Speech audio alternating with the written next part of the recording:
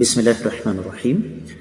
معزز خواتین حضرات، السلام علیکم ورحمۃ اللہ وبرکاتہ۔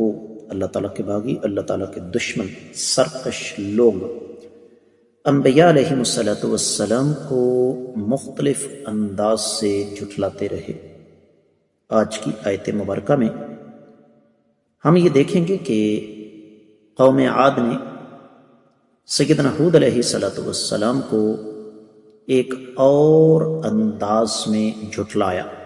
معمول کے مطابق سب سے پہلے آیت مبارکہ کی تلاوت کرتے ہیں۔ اللہ رب العزت ارشاد فرماتے ہیں، إن هو إلا رجل افترى على الله كذبا وما نحن له بمؤمنين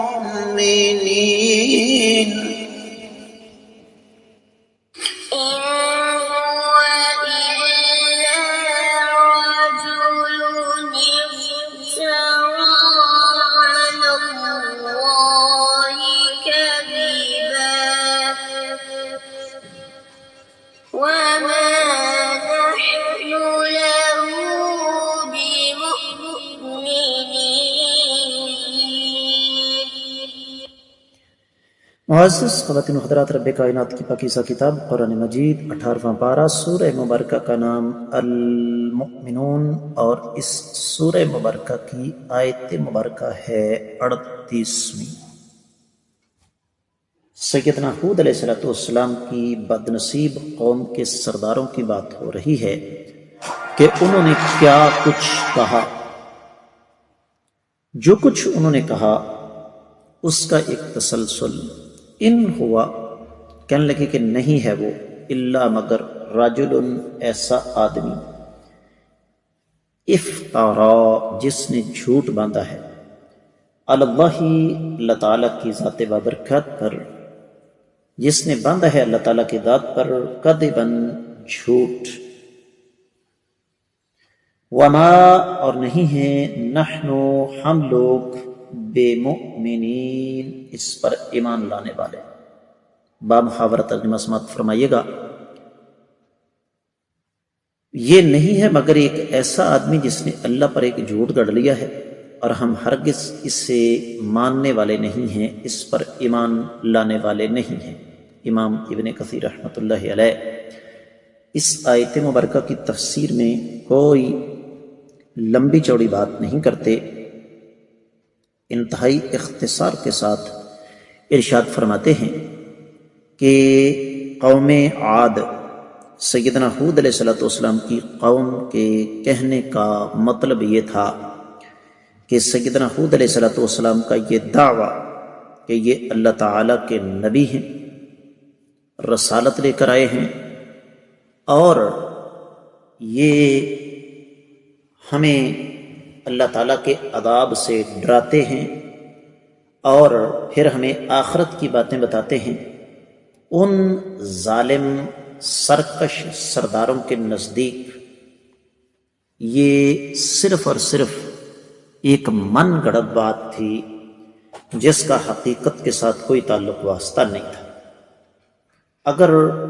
دیگر کتب تفسیر کا ہم جائزہ لیں تو اہل علم یہ فرماتے ہیں، خاص طور پر امام ابن جریر اور امام قرطبی وغیرہ، کہ یہ ان سرداروں کی سرکشی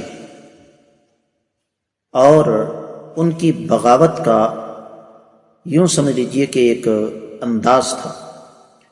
کہ انہوں نے سیدنا ہود علیہ السلام کو سیدھا سیدھا جھوٹا کہہ دیا کہ سیدنا ہود علیہ السلام اللہ تعالیٰ کے سچے نبی نہیں ہیں۔ یہ دراصل ان کی سرکشی کی انتہا تھی۔ یہی وجہ ہے کہ کہنے لگے کہ ہم ان پر کبھی بھی ایمان نہیں لائیں گے، ہم ان کی باتوں کی تصدیق نہیں کریں گے، نہ توحید کو مانیں گے نہ رسالت کو مانیں گے، اور نہ ہی یہ جو ہمیں مرنے کے بعد اگلی زندگی کے بارے میں فرماتے ہیں اس پر ایمان لائیں گے۔ اور سورۃ الاعراف پیچھے گزری ہے 66ویں آیت مبارکہ، وہاں بھی رب کائنات نے ان ظالم سرکشوں کی بات نقل فرمائی، کہنے لگے انا لنراک فی صفاحۃ وَإِنَّا لَنَظُنُّكَ مِنَ الْكَاذِبِينَ، کہنے لگے اے ہود علیہ السلام،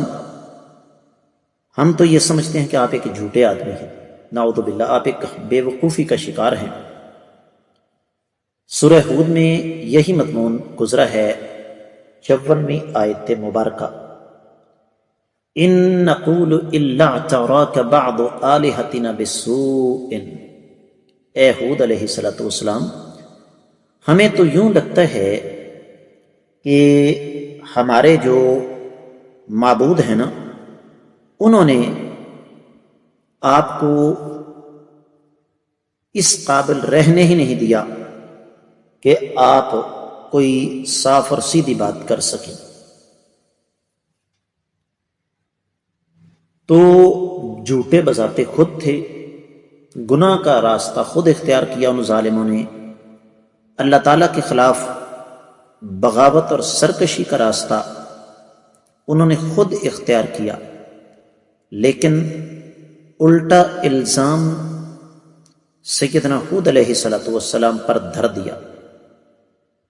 اس بات کو سمجھانے کے لیے